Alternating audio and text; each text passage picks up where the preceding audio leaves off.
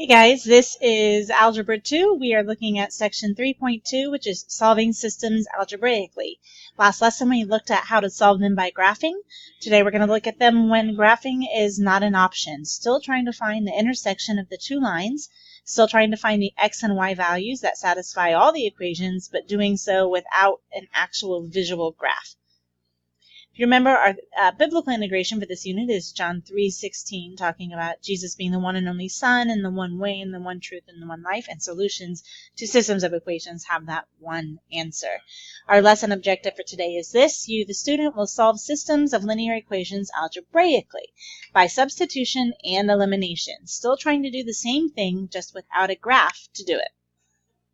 The exact coordinates of a point of intersection are often difficult to discern. If you think about a graph, if it doesn't cross right on an intersection of an x and a y integer, like 1, 1 or -2, 3, what if that line crosses at the halfway mark or the 3/4 mark? It can be difficult to discern the exact coordinates. So when this is the case, algebraic methods can be used to determine exact solutions if a graph is not exact. And our two algebraic methods are substitution and elimination. You should have been introduced to these in Algebra 1, so this should be a nice review. If you've forgotten all that stuff you learned in Algebra 1, hopefully it comes back to you quickly. When solving by substitution, we want to solve one of the equations for either x or y. So we're going to do kind of like what we did when we solved a literal equation. We're just going to rewrite the equation in terms of x or y. Once we know what that x or y is equal to, we can substitute that expression into the other equation and solve for an actual numerical value. Then we can substitute that numerical value back into the original equation to find the numerical value of our first variable. Now, if that sounds kind of confusing, it is a little bit until you see it in action. So let's take a look at what this looks like in an actual math problem. So we have these two equations, 3x plus y equals -20, and y equals x minus 8. Well, you can see that we've already solved for y. We already have that y is equal to x minus 8. Even though it's not a numerical value, we can still evaluate it just like we do in numerical values. If I had given you y equals 3, you would have just plugged that 3 right in there and substituted it, plugged and chugged. We can do the same thing. Even though y is not a numerical value, we can still substitute x minus 8 every time we see a y, being careful to use our parentheses, distributive property, and everything else. All right, so here we go. We've got x minus 8 substituted in for y. Notice we've got our parentheses here, and we are going to then solve for x algebraically. By combining like terms and getting our constants on one side and our variable on the other, we find that x equals -3. Now don't forget we are trying to solve for x by itself, so we do need to get rid of that times 4 through division. Do not stop at 4x. We want x by itself.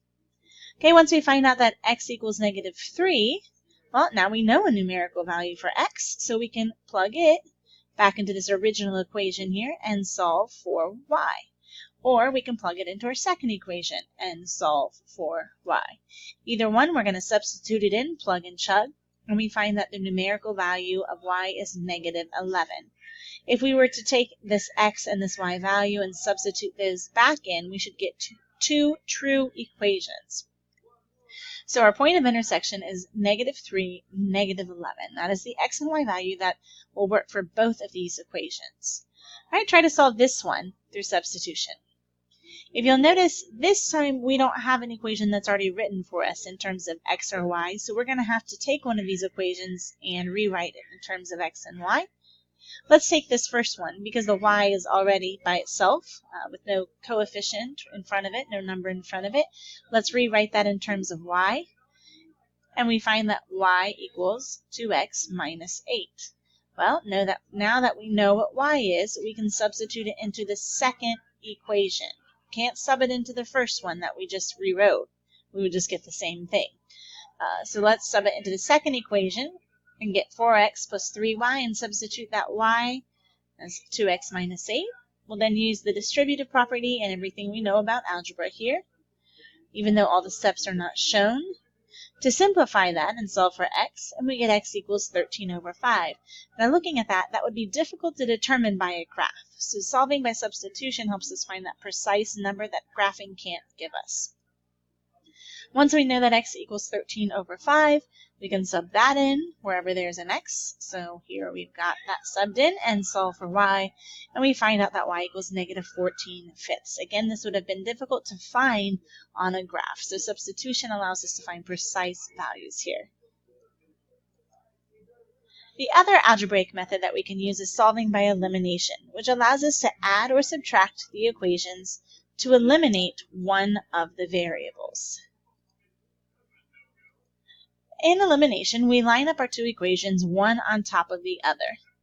And if you look at these, if we were to add these down the row, we would get 3x, y plus y would be 2y, and negative 1 plus 2 would be 1. We would still have our x and our y terms. Nothing would be eliminated.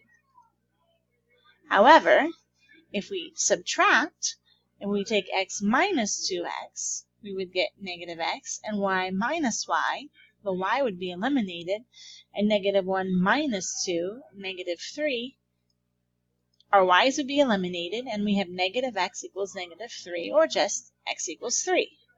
Once we've solved for one of the variables through elimination, from here on out, we just follow those same steps as substitution. We sub that 3 back into one of the equations, plug and chug, and find out that y equals negative 4. So 3 and negative 4. When solving by elimination, it's sometimes helpful to multiply one or both of the equations by a constant. So take a look at this. No matter whether we add or subtract, our x's and our y's will not be eliminated because they have different constants or different coefficients. So we need to multiply one or both of these equations to eliminate it. Well, I know that this one has a 6, this has a 2. And if I multiply 2 times negative 3, that would make my y a negative 6. And 6 minus 6, they would eliminate. So what we're going to do is multiply this whole equation by negative 3. The properties of multiplication tell me that if I multiply each of my terms by negative 3, my line stays the same. I haven't actually changed the equation of the line. It is still the same line. When we multiply that by negative 3, our first equation stays the same, and our second equation becomes negative 15x minus 6y equals negative 3. When I combine those terms, my y's are eliminated, and when I solve for x, I find out that x equals 7/8. From here on out, I'm going to follow the steps of substitution, take my original equation here, and plug it back in to solve for y.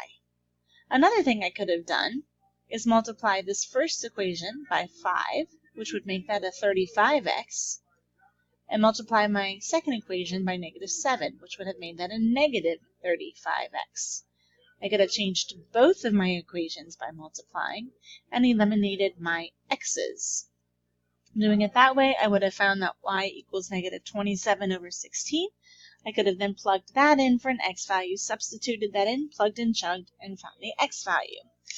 In this case, I got 7 over 8 for my x value, and negative 27 over 16 for my y value, doing a double elimination there. When an inconsistent system is solved algebraically, a false statement will be obtained. Remember, an inconsistent system is a system with two parallel lines. And when we try to solve that algebraically, we find that there's a false statement.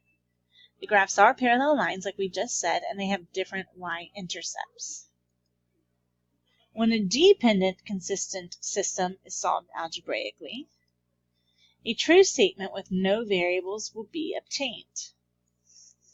The graphs will be coinciding lines with the same slopes and the same intercepts. Independent consistent lines are the ones that we did in the examples, where we got two different x and y variables. So today we solved systems of linear equations algebraically by substitution and elimination. This should have been a review for you, but if it wasn't, or if you still have questions, be sure to ask me next class.